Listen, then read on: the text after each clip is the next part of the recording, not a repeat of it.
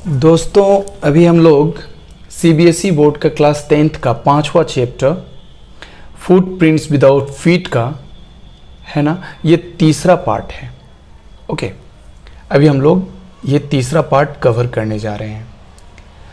तो दोस्तों इससे पहले मैंने 2 पार्ट बना के भेज दिया है आपके यूट्यूब चैनल पे, आप लोग वहाँ पे देख लीजिए और इस पार्ट को कवर करने से पहले उसे ज़रूर देखिए ताकि ये पार्ट आपको अच्छी तरह से समझ में आए, ठीक है। और उससे पहले आप लोग मेरे चैनल को सब्सक्राइब कर लीजिएगा और ये पार्ट अच्छा लगे तो लाइक कर दीजिएगा, कमेंट कर दीजिएगा, ठीक है। चलिए, eager to get away from crowded London he took a train to the village of Iping. अब क्या होता है, वो जो ग्रिफिन है वो क्राउडेड लंदन से, है ना, निकलना चाहता था। मतलब भीड़ भाड़ के जगहों से वो दूर जाना पसंद करता था।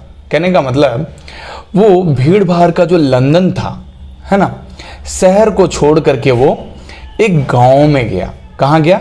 विलेज ऑफ आइपिंग, ठीक है। क्यों गया? क्योंकि वो एकांत चाहता था, अकेलापन चाहता था, राइट। इसीलिए उसने इच्छा जताई कि ये जो भीड़ भाड़ का जो जगह है, लंदन जैसा जो महानगर है, उसको छोड़ करके वो कहाँ चला गया? ट्रेन पकड़ के वो चला गया आइपिंग नामक एक गांव में। Where he book 2 rooms at the local inn, जहां पर वह 2 रूम को बुक किया। एक सराय में, एक लोकल सराय में, है ना, 2 रूम वाला कमरा लिया उसने। The arrival of a stranger at an inn in winter was in any case an unusual event। बात आती है कि कोई अजनबी का आना, वो भी शीत ऋतु के समय में, मतलब विंटर के समय में कोई अगर स्ट्रेंजर उस इन में आता है, राइट, तो ये विचित्र बात है, right. A stranger of such uncommon appearance, sorry, A stranger of such uncommon appearance set all tongues wagging। कहने का मतलब एक ऐसा आदमी, एक ऐसा अजनबी आदमी, वो भी अनकॉमन अपीयरेंस में, कहने मतलब कॉमन अपीयरेंस नहीं था उसका, अनकॉमन अपीयरेंस था। अनकॉमन अपीयरेंस कहने का मतलब होता है कि उसका जो अपीयरेंस था, है ना, ग्रिफिन का, वो पूरे शरीर में बैंडेज लगा हुआ था उसके, तो उसका अपीयरेंस बिल्कुल अनकॉमन था, राइट। और चर्चा का विषय बन गया था। सेट ऑल टंग्स वेगिंग, कहने का मतलब हर कोई इसी के बारे में बात कर रहा था कि अरे देखा वो आदमी जो आया हुआ है इन में, है ना, कैसा ड्रेसिंग सेंस रखा हुआ है। कहने का मतलब उसका जो अपीयरेंस है कैसा है, विचित्र है। सब लोग मतलब बातचीत करने लगते थे, मतलब फुसफुसाने लगते थे, बातचीत करने लगते थे उसको देख करके। Mrs hall, the landlords wife, तो कहेंगे लैंड लेडी भी कह सकते हैं, है ना। जैसे यहाँ पे लैंडलॉर्ड है तो ये जो मिसेस हॉल है तो ऑनर ऑफ दैट लैंड होगा, ठीक है। तो लैंडलॉर्ड्स वाइफ जो है, जिसका नाम मिसेस हॉल है, made every effort to be friendly, वो हर तरह से मतलब हेल्पफुल रही है। किसके लिए? उस स्ट्रेंजर आदमी के लिए, मतलब ग्रिफिन के लिए। बहुत प्यार से, बहुत अच्छे ढंग से दोस्ताना व्यवहार करती है, फ्रेंडली बात करती है उससे, है ना, उसको हेल्प करती है। But Griffin had no desire to talk, लेकिन ग्रिफिन के पास कोई इच्छा नहीं है बात करने का। एंड टोल्ड हर, और उसने कह दिया उसे, मिसेस हॉल को, my reason for coming to Iping is a desire for solitude. वो साफ साफ कह देता है मिसेस हॉल से कि वो आइपिंग इसलिए आया है क्योंकि उसकी इच्छा है कि वो अकेला रहना चाहता है, मतलब अकेलापन चाहता है, right. I do not wish to be disturb, वो कह दिया है कि मुझे कोई डिस्टर्ब ना करे इन माई वर्क। कहने का मतलब उसने कहा कि उसके काम में कोई दखल अंदाजी नहीं करे, ऐसा उसने हिदायत दे दिया मिसेस हॉल को। और कहा besides an accident has affected my face, और साथ साथ उसमें उसने एक बात और जोड़ करके कहा कि एक एक्सीडेंट की वजह से उसका चेहरा थोड़ा सा क्या हो गया है, खराब हो गया है, इसलिए उसने अपने चेहरे को क्या किया है, बैंडेज किया हुआ है। मतलब अपने शरीर के कुछ हिस्से को बैंडेज किया, मतलब पूरा ही बैंडेज किया हुआ है, मतलब चेहरा तो ढका हुआ है बैंडेज से, इसीलिए। दोस्तों मुझे ऐसा लग रहा है कि आप लोग इसे समझ रहे होंगे, है ना। तो आगे बढ़ते हैं। Satisfied that her guest was an eccentric scientist. अब क्या होता है कि मिसेस हॉल को ये बात समझ में आ गया था कि उसका जो गेस्ट है वो इसेंट्रिक है। इसेंट्रिक मीन्स सनकी है, सनकी साइंटिस्ट है।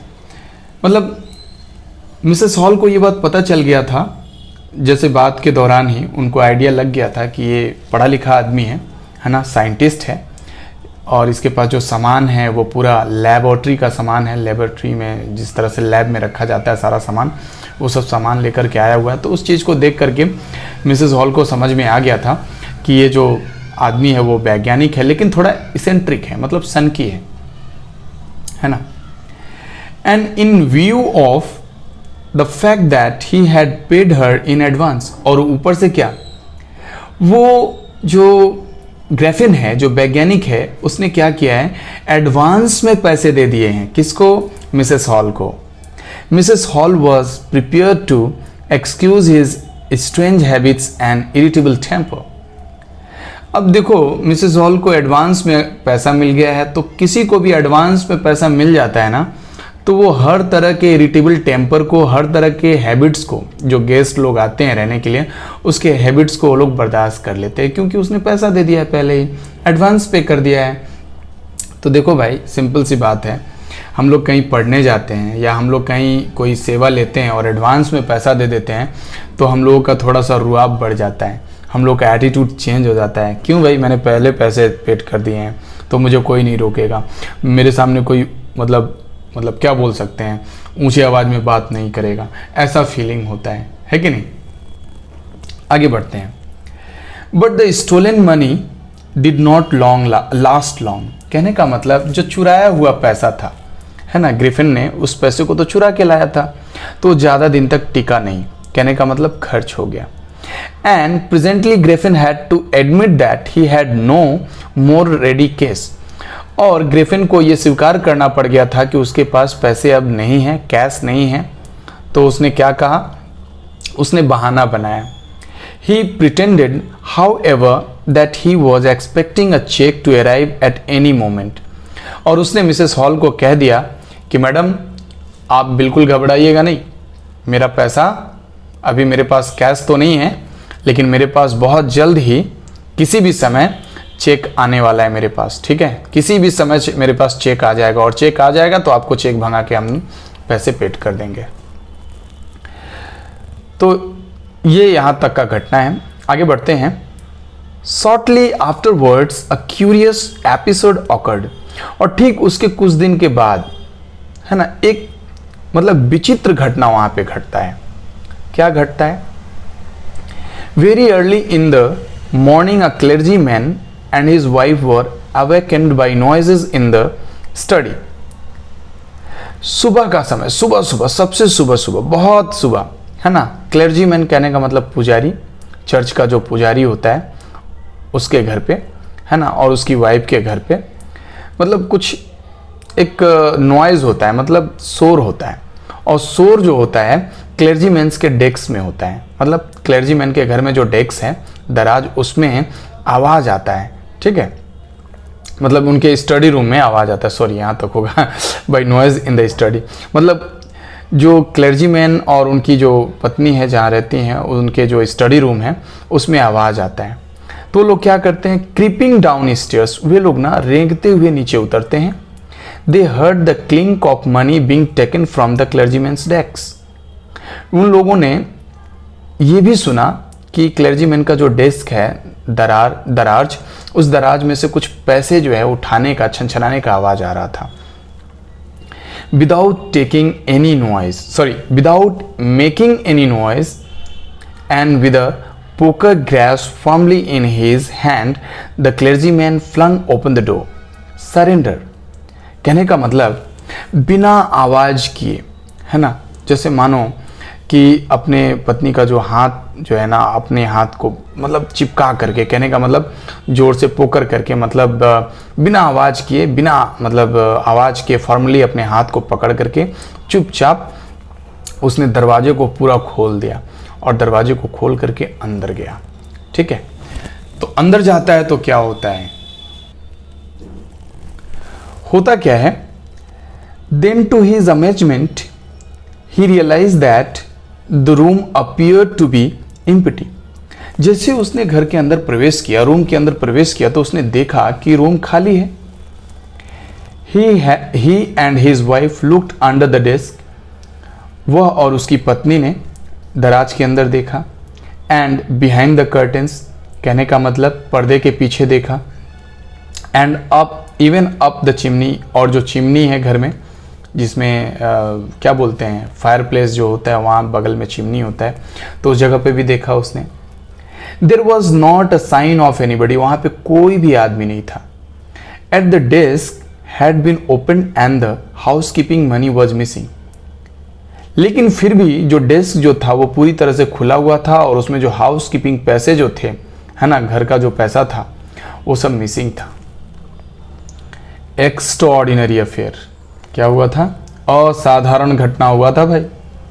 The clergyman kept saying for the rest of the day, और ये जो क्लेर्जी मैन है, ये जो चर्च का पुजारी है, पूरे दिन भर उसने यही बात सबको कहने लगा कि मेरे घर में चोरी हुआ, लेकिन जिसने चोरी किया पता नहीं चल पाया किसने चोरी किया, राइट, लेकिन दराज से पैसे गायब थे। और ये बात पूरे एरिया में, मतलब पूरे एरिया कहने का मतलब वो जो जगह था, उस क्षेत्र में सबको वो सुना रहा था, पूरे दिन भर सुना रहा था, सबको जो मिल रहा था उसी को बता रहा था कि देखो ना मेरे घर में ऐसा ऐसा घटना हुआ। ओके, आगे बढ़ते हैं थोड़ा सा। But it was not as extraordinary as the behavior of Mrs. Hall's furniture a little later that morning। तो कह रहा है, लेकिन ये जो घटना था ये उतना ज़्यादा मतलब एक्स्ट्राऑर्डिनरी नहीं था, असाधारण नहीं था, जितना कि मिसेस हॉल के फर्नीचर के साथ उसी सुबह में कुछ देर बाद हुआ था। उसी दिन सुबह में कुछ देर बाद हुआ था। कहने का मतलब पहला घटना क्लेर्जीमैन के घर में हुआ, दूसरा घटना मिसेस हॉल के साथ हुआ। जरा देखिए मिसेस हॉल के साथ क्या होता है। The landlord and his wife were up very early. कहने का मतलब landlord Mr Hall and Mrs Hall दोनों बहुत जल्दी सुबह में उठ गए थे। And were surprise to see the scientist door wide open. और वे लोग ना आश्चर्य रह गए थे यह देख करके कि साइंटिस्ट का जो रूम है उसका रूम का दरवाजा वाइड ओपन है, मतलब पूरी तरह से खुला हुआ है। Usually it was shut and locked. साधारणतः यह देखा जाता था कि जो वैज्ञानिक है, जो ग्रिफिन है, उसका जो रूम का कमरे का जो दरवाजा है वो हमेशा बंद रहता था, लॉक्ड रहता था। लेकिन उस वक्त वो वाइड ओपन था, मतलब पूरा खुला हुआ था। And he was furious if anyone entered his room. और सबसे बड़ी बात यह है कि जब कोई उसके रूम में बिना पूछे अंदर जाता था तो वो ग्रिफिन जो था वो गुस्सा जाता था। तो opportunity seem too good to be missed. अब यहाँ पे ये जो अपॉर्चुनिटी है, ये अवसर है, बड़ा अच्छा अवसर दिख रहा था किनको, मिस्टर हॉल और मिसेस हॉल को, कि अभी वो लग रहा है कोई नहीं है रूम में, खाली है, तो चलो जाके पता लगाते हैं क्या है। They peeped round the door. और उन्होंने क्या किया, दरवाजे से जाके झांका। Saw nobody and decided to investigate. और देखा कि घर में कोई नहीं है, रूम में कोई नहीं है। तभी उन लोगों ने डिसाइड किया कि चलो थोड़ा इन्वेस्टिगेट करते हैं, रूम में, इसके रूम में रहता क्या है, ये हमेशा लॉक करके रखता है दरवाजा, बात क्या है, इसके अंदर में रहता क्या है, देखते हैं, पता करते हैं ये आदमी है क्या। The bed clothes were cold. मतलब बेड क्लोथ्स मतलब बेड सीट, है ना, वो सब कोल्ड थे, मतलब ठंडा हो चुके थे। Showing that the scientist must have been up for some time. और ऐसा शो कर रहा था कि मतलब साइंटिस्ट जो था वो बहुत पहले उठ चुका था। एंड स्ट्रेंजर स्टिल, और बड़ा आश्चर्य करने की बात थी, the clothes and bandages that he always wore were were lying about the room. और आश्चर्य की बात तो ये थी कि जो क्लोथ्स था और जो बैंडेज था जो हमेशा वो पहना हुआ रहता था वो अभी फ्लोर पे गिरा हुआ है, मतलब रूम के जो फ्लोर है उसके ऊपर गिरा पड़ा है। राइट, आगे बढ़ते हैं, थोड़ा सा आगे बढ़ेंगे, पता चलेगा। अच्छा चलो देखते हैं। All of a sudden Mrs Hall heard a sniff close to her ear. तो उसी वक्त कुछ देर बाद, मतलब अचानक उसके कान के पास स्नीफ का आवाज आता है, मतलब सांस लेने की आवाज, नाक से सांस लेने की आवाज सुनाई देती है। किनको? मिसेस हॉल को। A moment later the hat on the bed post lift up and dashed itself into her face.